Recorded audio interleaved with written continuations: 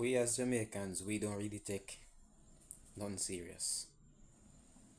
Every Jamaican prepare and stay indoors during this storm, or else. Man, son, watch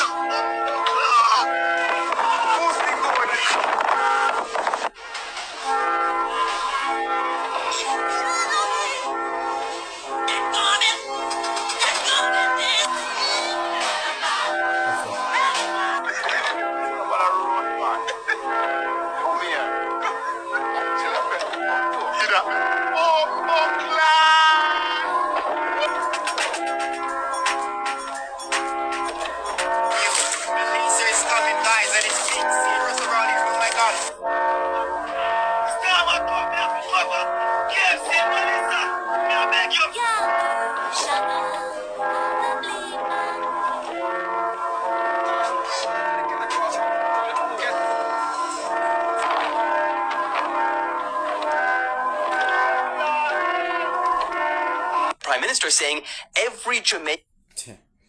You see, meanwhile, many people out there had fun and, made a lot of videos and all of that. There were a few people that lost their life, and I'm just taking this time to say my condolences to that family that lose their loved ones during this storm, trying to protect them, trying to keep them safe. My condolences.